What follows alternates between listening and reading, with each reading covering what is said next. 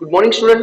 Class 10 के अंदर maths में थर्ड वाला जो चैप्टर चल रहा है इसके अंदर एक्सरसाइज 3.5 और इसका क्वेश्चन नंबर 4 का 4 तक हमने खत्म कर दिया था। आज स्टार्ट करते हैं क्वेश्चन नंबर 5 से।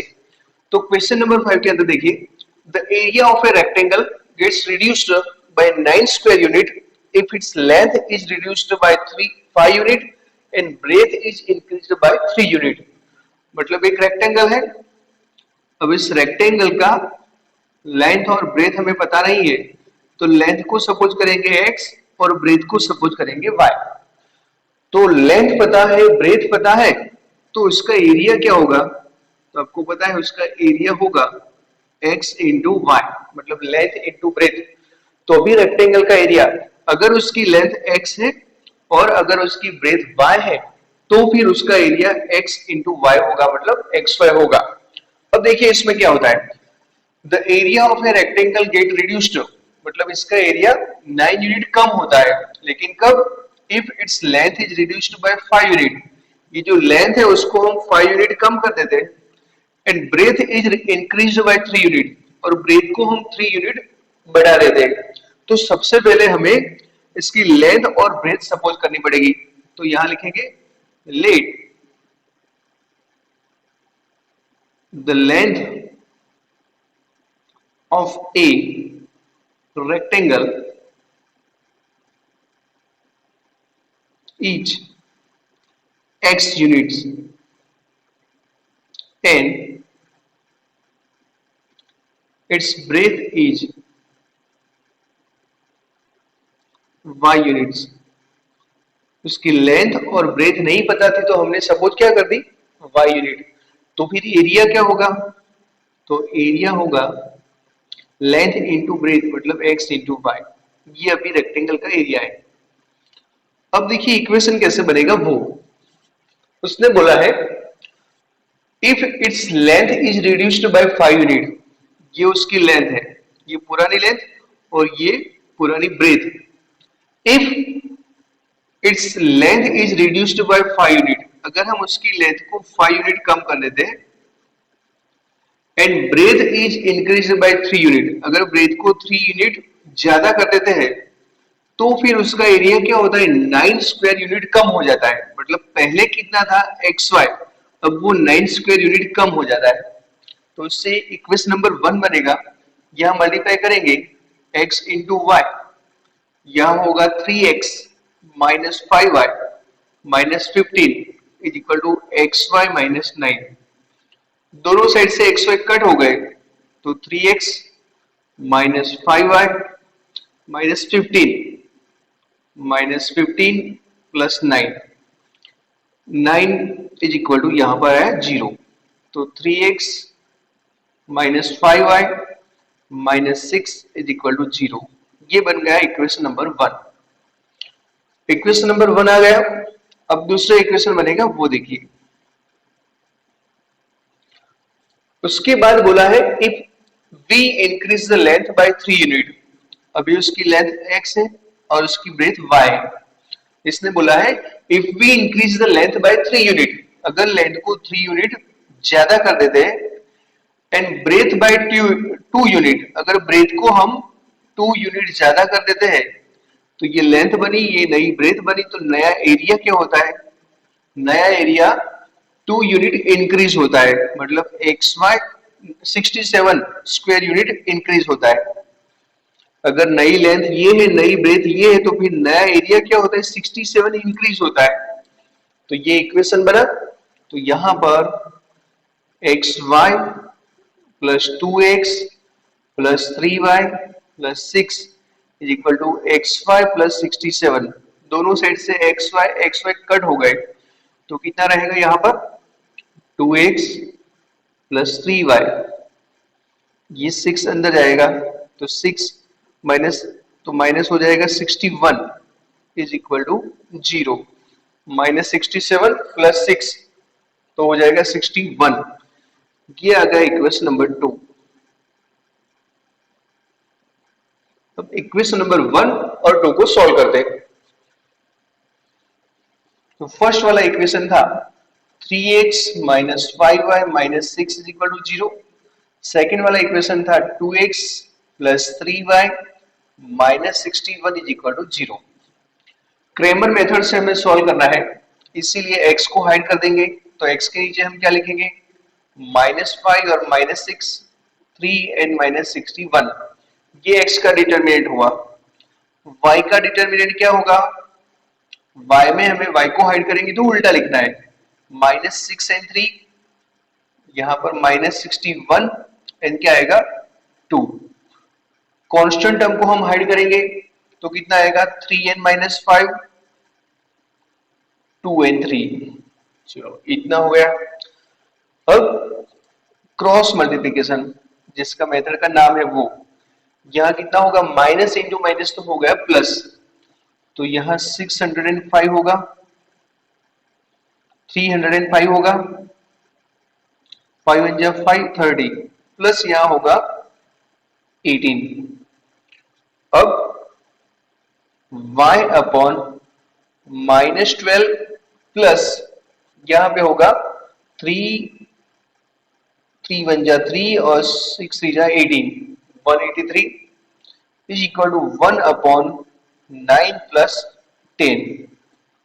यहाँ होगा x upon 323 and y upon यहाँ कितना हो जाएगा 171 is equal to 1 upon 19। x को हम सब्जेक्ट बनाएंगे तो x ये 323 वहां जाएगा, 323 by 19 and y equal to 171 by 19। तो x इक्वल टू आएगा 323 by 19 कितना होगा, 19 1 जा 19, तो 32 माइनस 19 1 आ गया और 3 आएगा नीचे तो आएगा 17। तो x की वैल्यू आ गई 17। यहाँ पर y का वैल्यू 99 जा 171 होता है, तो ये जो लेंथ होगी वो कितनी यूनिट होगी, 17 यूनिट, और जो ब्रेथ होगी वो कितनी होगी, 9 यूनिट। लिख दीजिए।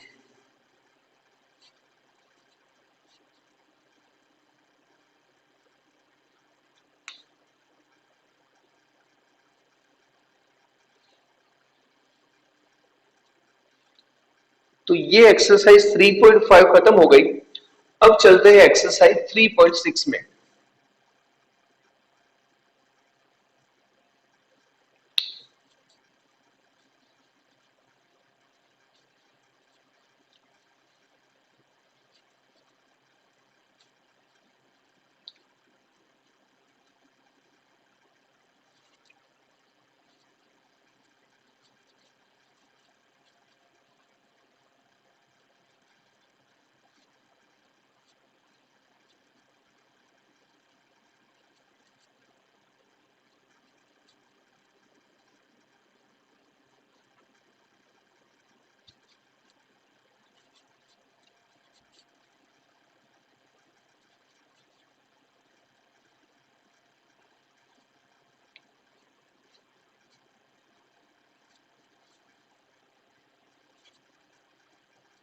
Exercise 3.6 question number 1।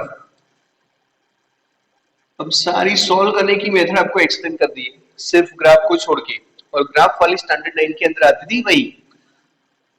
Question number 1 देखिए, 3.6 का मैंने अपनी लेफ्ट साइड लिखा है, राइट साइड सॉल्व करना है हमें कोई भी मेथड से। 1 upon 2x 1 upon 3y is equal to 2। दूसरा इक्वेशन है 1 upon 3x 1 upon 2y is equal to 13/6। तो देखिए इसको सिर्फ सॉल्व करना है, मेथड नहीं लिखी, तो कोई भी मेथड यहां पे आप यूज कर सकते हैं। तो यहां क्रॉस करके फिर भी चलेगा, एलिमिनेशन मेथड करो या सब्स्टिट्यूशन मेथड करो या क्रेमर मेथड करो, कोई भी मेथड कर सकते हैं।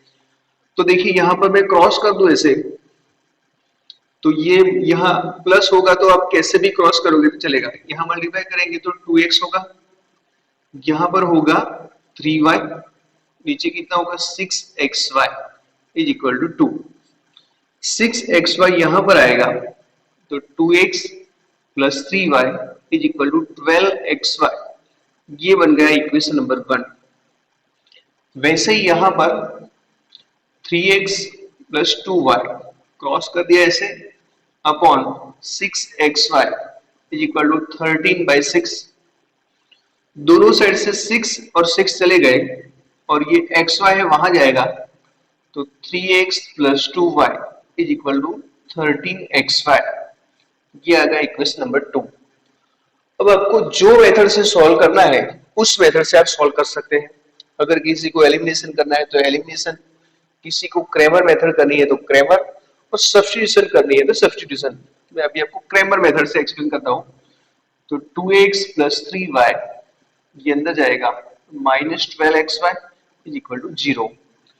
यहां पर 3x plus 2y minus 13xy is equal to 0। देखिए क्रेमर मेथड से सॉल्व कर रहे हैं, x को हाइड कर देंगे, x को हाइड कर दिया, x वाले टर्म को हाइड कर दिया।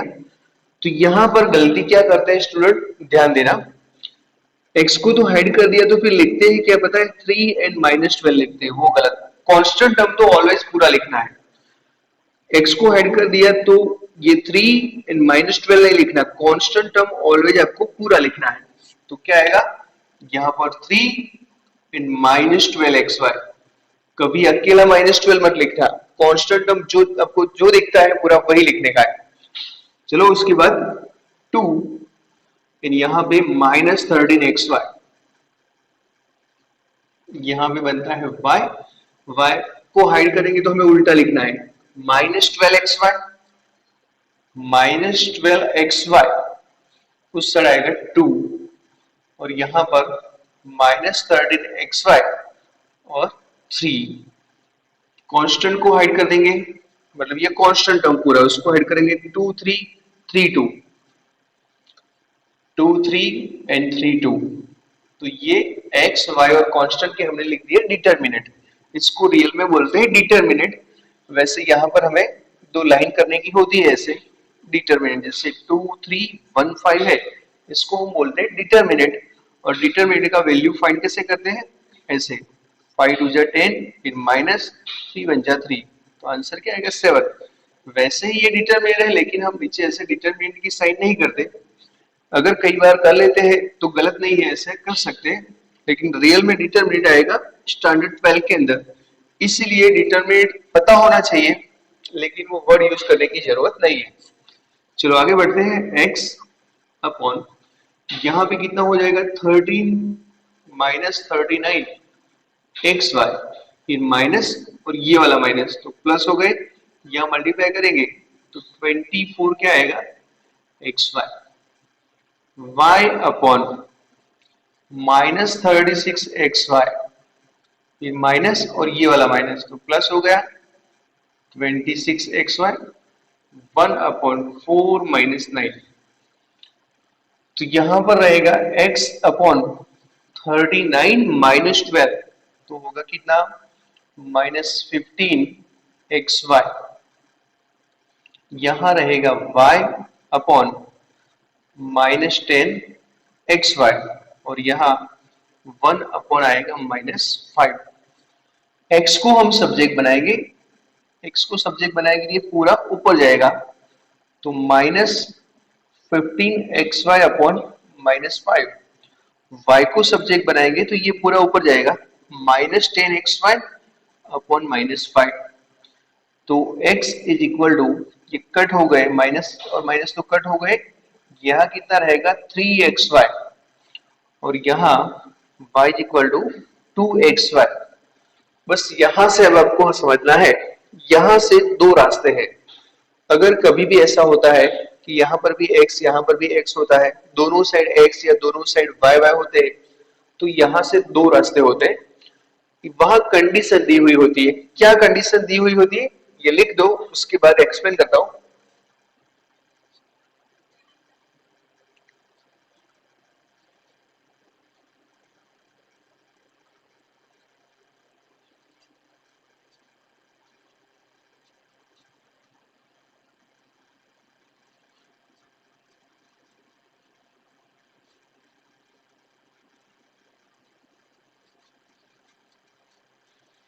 यहां तक हम आ गए, x इज इक्वल टू हमें आंसर मिला 3xy और यहां पर आंसर मिला y इज इक्वल टू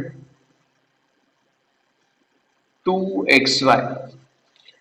अब देखिए हमें y को सब्जेक्ट बनाना है, मतलब यहाँ x और x तो कट हो जाएंगे, x और x कट हो जा रहा है, उसका मीनिंग क्या हुआ, इस इक्वेशन को हमें x के साथ डिवाइड करना है, ऐसा मीनिंग हुआ। दोनों साइड x x दिख रहे हैं, मतलब दोनों को हमें x के साथ डिवाइड करना है, या तो फिर दोनों ही साइड xy के साथ हमें डिवाइड करना है, दोनों ही साइड xy के साथ यहाँ पर, xy के साथ यहाँ पर डिवाइड करना है। लेकिन डिवाइड तब कर सकते हैं जब x is not equal to zero. अगर सम के अंदर बोला है कि x is not equal to zero and y is not equal to zero है, तभी आप डिवाइड कर सकते हैं। अगर ऐसी कंडीशन बोली है, उसने बोला है ये कंडीशन अगर सम के अंदर दी हुई है, तो फिर आपको क्या करना है, अगर x भी जीरो नहीं है, y भी जीरो नहीं है, या तो फिर x की वैल्यू भी जीरो नहीं है, y की वैल्यू भी जीरो नहीं है, तो दोनों साइड से x x कट हो जाएंगे। कट हो जाएंगे मतलब हमें x के साथ हमने उसको डिवाइड किया ऐसे। तो x upon x is equal to 3xy upon x। हमने दोनों ही साइड x के साथ डिवाइड किया, वैसे डिवाइड करने की जरूरत नहीं है, हम दोनों साइड एक जैसा होता है तो इसको कट कर देते हैं, क्योंकि वो नॉट इक्वल टू जीरो लिखा है तब। तो ये कट हो जाएंगे तो यहाँ 1 रहेगा, यहाँ पर 3y बचेगा, तो y इक्वल टू कितना रहेगा, 1/3। ये वैल्यू आ गया। वैसे ही यहाँ पे दोनों ही साइड y के साथ कट करेंगे, ये स्टेप करने की जरूरत नहीं है, आपको सीधा ही कट कर देना है, लेकिन फिर ब्रैकेट में लिखना है आपको। अगर उसने लिखा हुआ है तो लिखने की जरूरत नहीं है, लेकिन यहाँ पर तो नहीं लिखा है, इसीलिए यहाँ से दो कंडीशन आपको खुद बनानी पड़ेगी। ऐसे ही कि suppose x and y is not equal to zero है तब, और x और y इक्वल टू जीरो है तब। तो यहाँ y के साथ दोनों को डिवाइड कर दो, दोनों ही साइड, क्योंकि y के साथ तब डिवाइड कर सकते हैं जब वो जीरो नहीं होता तब, और जीरो नहीं है तो ये तो कट हो गए, तो 1 रहा और यहाँ पे 2y 2x बचा। तो x is equal to answer आया 1/2। तो आंसर क्या मिला, 1/2 मिला, कोमा 1/3 मिला। एक ये भी इसका आंसर हो सकता है। ये कंडीशन अगर दी हुई है x is not equal to zero and y is not equal to zero, तो आपका ये आंसर हो गया। लेकिन कंडीशन कुछ भी नहीं दी, तो फिर आपको दो कंडीशन खुद सोचनी पड़ेगी। जब ऐसी पोजीशन बनती है, दोनों ही साइड x x दोनों ही साइड y y होते तब, बाकी ये सोचने की कोई जरूरत नहीं होती। तो देखिए यहाँ पे कैसे लिखना है वो आपको एक्सप्लेन कर दूं। यहाँ तो उसने लिखा नहीं है x is not equal to zero, y is not equal to zero, तो फिर आपको खुद लिखना पड़ेगा। यहाँ लिखेंगे फर्स्ट वाली condition, if x and y is not equal to zero, then x और y जीरो नहीं, मतलब दोनों साइड से x x कट हो गए, तो 1 इज इक्वल टू होगा 3y, therefore y is equal to 1/3। And यहाँ पर दोनों साइड y y कट हो गए, तो 1 इज इक्वल टू 2x, तो x इज इक्वल टू 1/2। तो एक आंसर आपको ये मिला 1/2 एंड 1/3। x को आगे लिखना है, y को पीछे।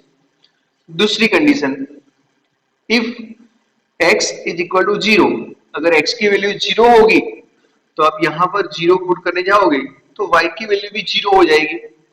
x की वैल्यू अगर जीरो होगी, यहाँ पर x की वैल्यू सपोज यहाँ पर जीरो है, तो आप सब्जेक्ट बनाने जाओगे तो y की वैल्यू भी जीरो हो जाएगी। If x is equal to zero then y is equal to zero. तो आपको एक दूसरा भी सोल्यूशन मिल गया, जीरो जीरो। तो इसके दो आंसर आ सकते हैं, एक जीरो जीरो और दूसरा है 1/2 एंड 1/3। उसका फिर हम सेट बनाएंगे ऐसे। तो ये भी आंसर है, लेकिन यहाँ पर ऐसे कोई कंडीशन दी नहीं है, इसीलिए दो आंसर। अगर उसने कंडीशन दी है x is not equal to zero, y is not equal to zero, तो अकेला ये आंसर रहेगा, क्योंकि जीरो जीरो होना मतलब ये लाइन ओरिजिन से, दोनों ही ओरिजिन से पास होती होगी, या तो फिर अगर वो ओरिजिन से पास नहीं होती तो दोनों ही 1/2 एंड 1/3 से पास होती है। लिख दीजिए।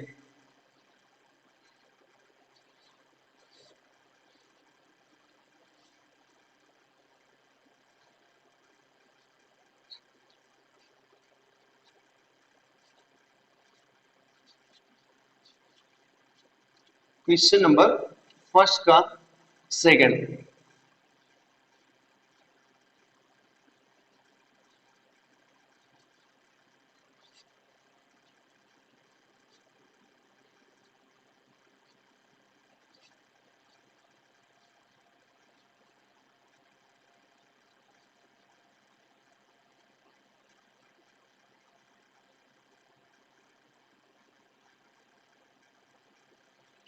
2 upon root x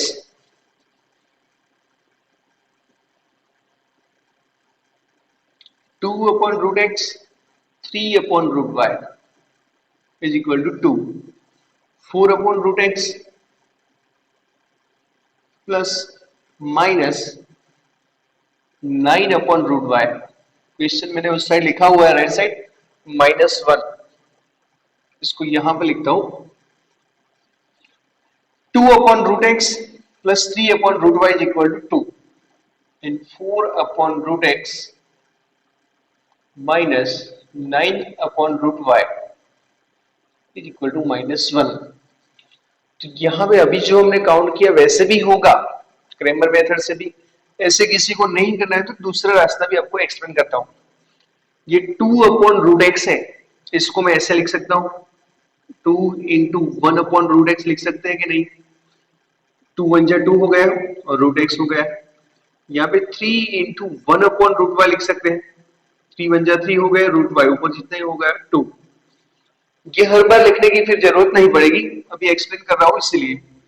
4 into 1 upon root x और माइनस यहाँ पे 9 into 1 upon root x equal to -1 root 5. तो आपको एक ही काम करना है, जहां पर 1 अपॉन रूट एक्स दिखता है वहां पे m सपोज करना है, 1 अपॉन रूट y दिखता है वहां पर हमें n सपोज करना है. तो ये हमने सपोज कर लिया m और ये सपोज कर लिया n. ऐसे let 1 upon root x is equal to m and 1 upon root y is equal to n. तो ये 2 एज इट इज, यहां पर हमें लिखना है क्या m प्लस 3, ये 3 एज इट इज और यहां लिखना है हमें n इज इक्वल टू 2. ये बन गया इक्वेशन नंबर 1. यहां पर वैसे ही 4 यहां हमें लिखना है m माइनस 9, यहां लिखना है n इज इक्वल टू -1. ये इक्वेशन नंबर आ गया 2. देखिए इक्वेशन सिंपल बन गया. अब ये स्टेप आपको नहीं करना है, सीधा ये 1 अपॉन रूट एक्स की जगह पे हमें m सपोज कर लेना है, 1 अपॉन रूट y की जगह पे n सपोज करके सीधा ये स्टेप करना है. लेकिन इस स्टेप के ऊपर से ये कैसे आया वो एक्सप्लेन करने के लिए मैंने ऐसे दोनों को अलग कर दिए. अब आपको यहां से जो भी मेथड करनी है कर सकते हैं. क्रैमर मेथड करनी है, एलिमिनेशन मेथड करनी है, सब्स्टिट्यूशन, कोई भी मेथड. मैं एलिमिनेशन मेथड कर दूं. यहां तो एलिमिनेशन मेथड करनी है तो आपको किसको एलिमिनेट करना है वो पहले डिसाइड करना है. सपोज मेरे को m को एलिमिनेट करना है या तो फिर n को एलिमिनेट करना है, तो यहाँ 9 है तो यहाँ आपको 9 लाना पड़ेगा. तो फिर ये इक्वेशन को आपको 3 के साथ मल्टीप्लाई करना पड़ेगा. और जिसको एलिमिनेट करना चाहते हैं उसकी साइन अगर ऑपोजिट है तो हम क्या लिखेंगे, adding equation number 1 and 2 by multiplying equation number 1 by 3, ऐसे लिखेंगे. यहाँ हम ऐसे लिखेंगे क्योंकि हमें अगर n को एलिमिनेट करना है तो यहाँ 9 है तो वहां 9 लाना पड़ेगा. तो इस इक्वेशन को 3 के साथ मल्टीप्लाई करना पड़ेगा, फिर दोनों इक्वेशन को ऐड करना है. ऐसे लिखेंगे adding equation number 1 and 2 by multiplying equation number 1 with 3. First वाली इक्वेशन को 3 के साथ मल्टीप्लाई कर दो तो 3 2 जा होगा 6, 6m, 3 3 जा हो 9, 9m इज इक्वल टू यहाँ आएगा 6. सेकेंड वाला इक्वेशन तो as it is -9n equal to -1. Add करना है इसलिए साइन हमें चेंज नहीं करनी है. तो यहाँ कितना होगा 10m इज इक्वल टू होगा यहाँ पर 5 हो गया. तो m इज इक्वल टू 5/10, तो m का वैल्यू क्या मिलेगा 1/2. अब जो m की वैल्यू है वो कोई भी इक्वेशन के अंदर आप पुट कर दो. तो यहाँ 2m plus 3n equal to था 2, तो 2 ये 1/2 plus 3n is equal to 2, ये तो कट हो गए. 1 plus 3n is equal to 2, 3n is equal to 2 minus 1, 3n is equal to 1, तो n इज इक्वल टू आएगा 1/3. तो m की वैल्यू आपको मिली कितनी 1/2 और n की वैल्यू मिल गई 1/3. कई लोग यहाँ पे आंसर लाके फिर यहाँ से इसको क्लोज कर देते हैं कि आंसर आ गया, आंसर नहीं आया। m की जगह पे अब आपको लिखना है 1/√x। जहां आपको m दिखता है, m तो आपने सपोज किया था 1/√x is equal to 1/2। n की जगह पे आपने सपोज किया था 1/√y इज इक्वल टू 1/3। दोनों का इन्वर्ट एंडो करेंगे तो दोनों ही ऊपर चले जाएंगे। √x इज इक्वल टू 2, यहाँ पे √y इज इक्वल टू 3। यह अभी भी हमारा आंसर नहीं आया है, हमें √x का आंसर नहीं चाहिए, x और y का आंसर चाहिए। तो यहां से आपको रूट को निकालना है, रूट को निकालना है तो दोनों ही साइड स्क्वायर करना पड़ेगा। यहाँ पर भी स्क्वायर, यहाँ पर भी स्क्वायर। यहाँ स्क्वायर करेंगे तो रूट चला जाएगा, यहाँ स्क्वायर करेंगे तो 4, यहाँ y इज इक्वल टू 9। तो आपका आंसर मिला 4 and 9। ये आपका आंसर लिख दो।